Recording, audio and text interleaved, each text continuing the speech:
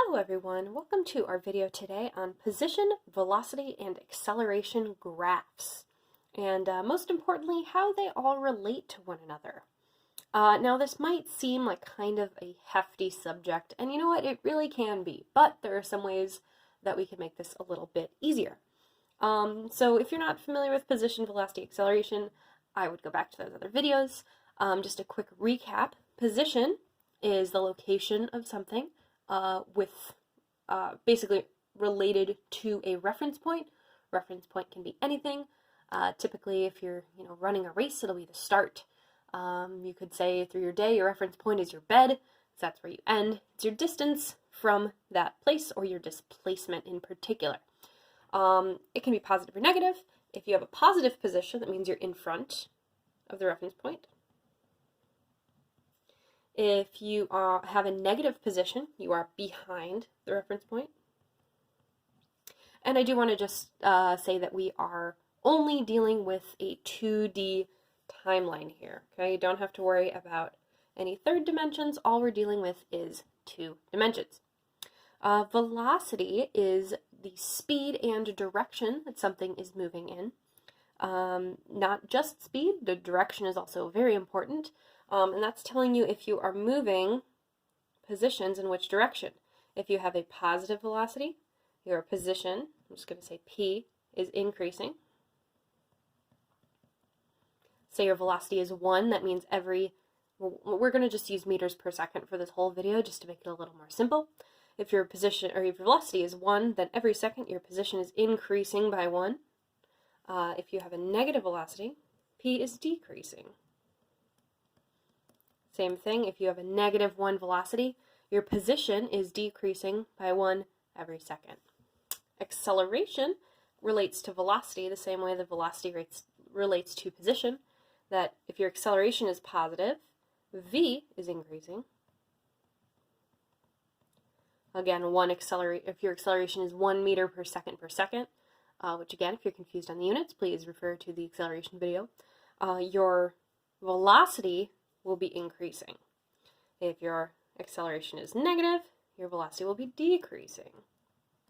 And we'll look at some of those examples right now. So we're going to start easy, and really the place that you have to start is with your acceleration, because your position depends on your velocity depends on your acceleration, so we're actually going to start kind of at the end.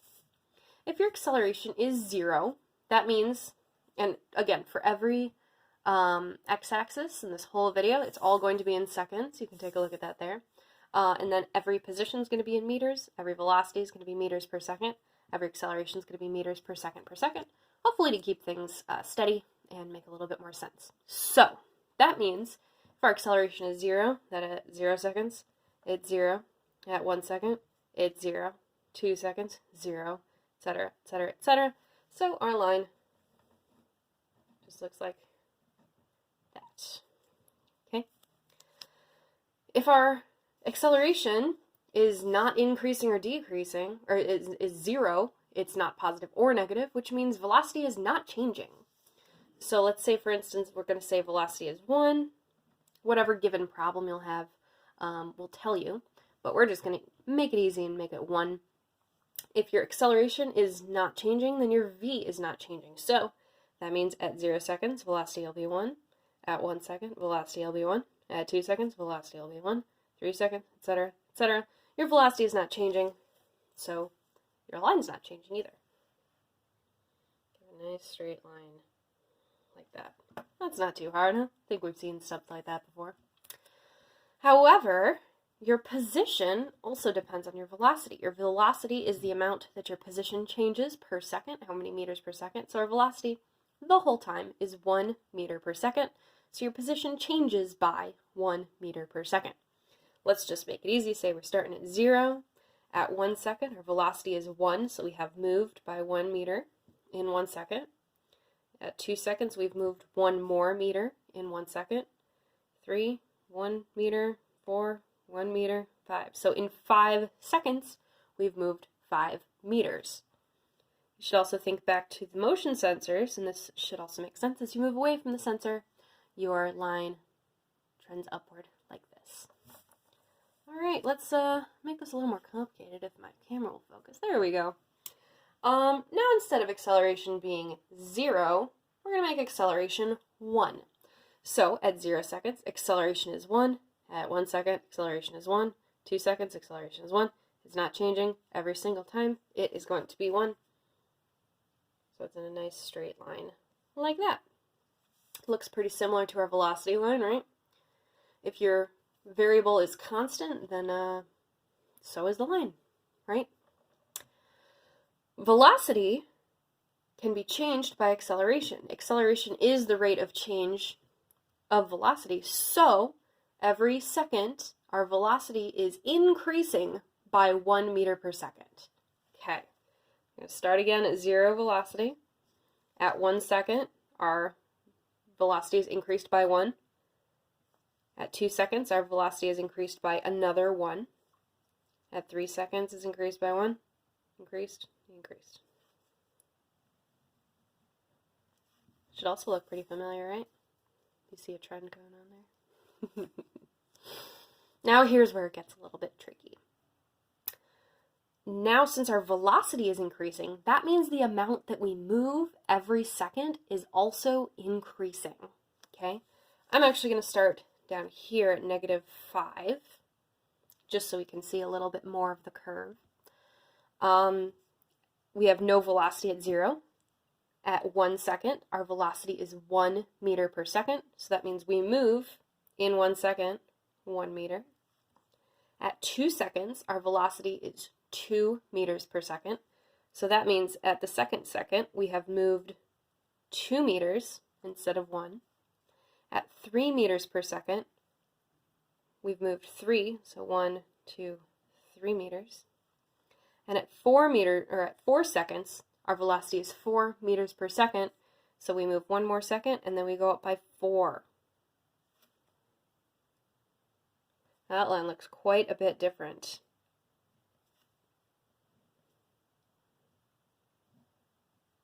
And I'll continue like that. So this would be a constant position change, and this is an exponential change, okay?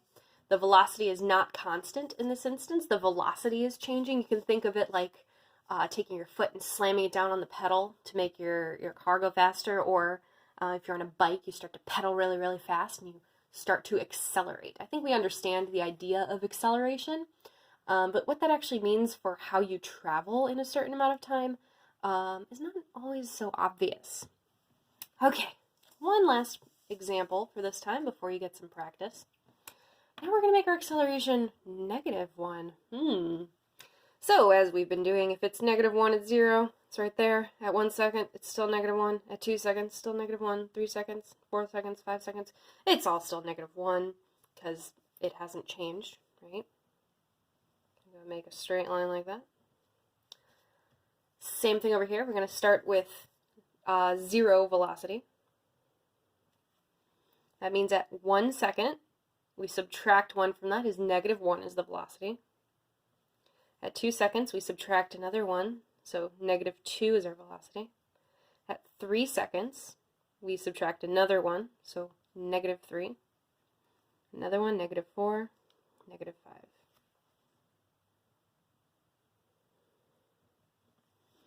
That's what our velocity line looks like.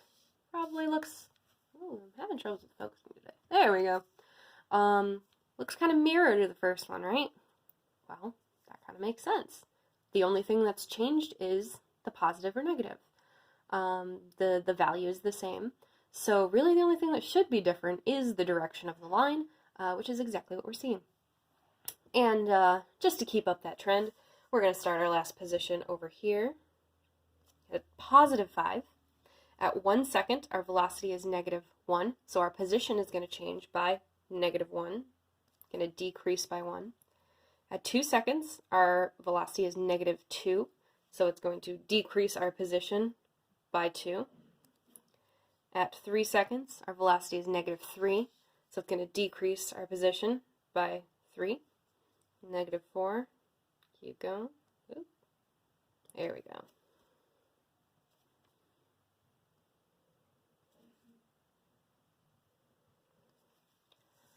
And there we go. Those look pretty well mirrored, right? You can think of this as,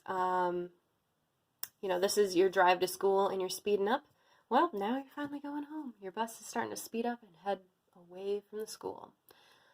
So really the long story short is you need to figure out what your acceleration is before you can do anything. The amount that the acceleration moves by is the amount that your dot moves this way from second to second. The seconds just continue as normal time does, right? But the value here can change based on your acceleration. You might have instances where the acceleration does change and you'll have to analyze that, take it piece by piece. Maybe your acceleration is 0 and at 5 seconds it becomes 1. That might look a little bit different. Maybe I'll do a part 2 of this where we get into the more complicated versions. But really, if you start with acceleration, graph it, really wrap your head around what the acceleration number is telling you, what it does to the velocity, and what that is telling you. You can really figure out any position graph that you want to. All right, everyone, have a great day.